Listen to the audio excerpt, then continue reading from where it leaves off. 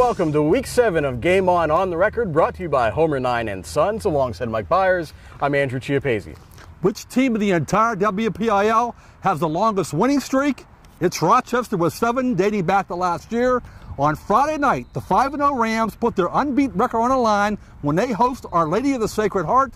Later in the show, we'll talk to Ian Kouba, Rochester's linebacker and quarterback. Mike, it's been pretty impressive to watch both of these programs have great seasons, but it's really interesting to see Rochester have sort of a renaissance here, because there was a time not all that long ago where Rochester ruled Class A football in the WPIL and really even in the state a little bit. From 98 to 2004, Rochester won 5 of the 7 WPIL Class A championship games. They won a few state titles in that time.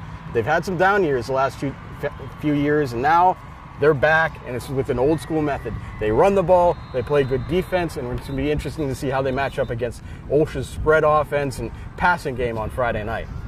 You know what, AJ, to put things in perspective, to make sure, their 3-year down period, the biggest reason for that was they lost like 5 or 6 players to different schools via transfer. If those kids would have stayed here, Rochester would have been a playoff team, I think, the last 3 years here.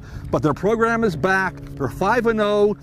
Coach Gene Masick already told me today that they've already clinched a playoff spot, so now they want to win some more games, beat OLSH on Friday, and go deep in the playoffs. It's been interesting to see how this OLSH program has had such a successful season too, because we thought a couple years that Bill Daniels might have the special ingredient to make it work. It just never happened for him with the Chargers, and now Dan Bradley, who seems to have a winning touch, both at Stowe Rocks, where he took the team to 2 WPIAL championship games, Ambridge, he took them into the playoffs last year, and now the OLSH Chargers seem destined for the playoffs as well, with a new look, a new coach, and just sort of a new feeling about that program. It's been very interesting to see how they've responded to him. Well, in regards to Bill Daniels, the coach the first 6 years here, a very good football guy. He played at Pitt. He's a Montour grad. He deserves a lot of credit for getting that program headed in the right direction. Dan Bradley's here now, the former Ambridge coach the last few years. And I said this a few times already on our show and in print. I saw those guys during training camp, and they have 4, 5, 6 transfers who really helped that team. I said back way in late July, early August, this was going to be a playoff team, and they're going to be a playoff team regardless of what happens here Friday night. Well, joining us now to talk about Rochester's game against OLSH on Friday is senior quarterback and linebacker Ian Kouba. Ian, welcome to the show. Thank you for having me. Ian, so far this season, one of the big names in WPIAL football has been Beavers' Darius Wise, having an outstanding year. I think he's rushed for 17 touchdowns, thrown for 4. But your stats aren't too shabby at Rochester either. 11 rushing touchdowns, 6 TD passes. How do you feel about your development as a quarterback and how you're leading this football team to a 5-0 record so far? I mean, I feel pretty good, but I think that all my stats are a tribute to my teammates. They are the ones catching the ball. They're the ones blocking for me. And I just do what I can to help us win. Ian, one more of your stats is pretty impressive, is the fact that individual stats are important, but most importantly are team stats. Since you became quarterback last year after an 0-3 start, Rochester is 10-1. 11 games, you've won 10 of them at quarterback. How do you feel about the way you took over last year, early in the season, and to this point right now?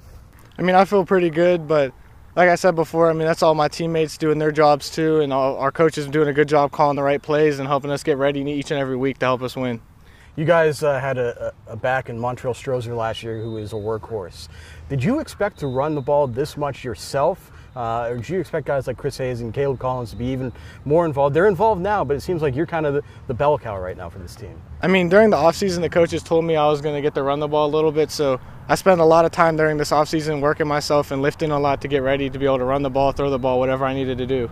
You know, this has been a tough couple of years prior to the season for this program. It's a proud program with rich tradition. For you seniors, I think there's 10 of you on this team, to be able to have this kind of success and have those kinds of goals like wins in the playoffs. So what does that mean for you guys to be able to sort of see how far this program's come in the last few years? I mean, we're really excited about it because, I mean, we get to be the guys who turned it around and helped us finally get into the playoffs after a rough 3 years. I mean, we always knew we had the abilities to be good like this. We just had to put it all together, and that's what we did this year. Ian, thanks for your time today. Congrats on a great start. Good luck Friday against OLSH. Thank you. Well, that does it for this edition of Game On the Record. You can check out anything you might have missed from us on our Facebook page. This weekend at timesonline.com, check out our stories, stats, videos, photos, and more of all our football action, including the big game here, OLSH at Rochester. And of course, you can always follow us on Twitter with the account TimesScores and the hashtag TimesFB for all the latest news and updates from those of us here at TimesOnline.com. For Mike Bires, I'm Andrew Chiappazzi. Goodbye from Rochester. We'll see you soon.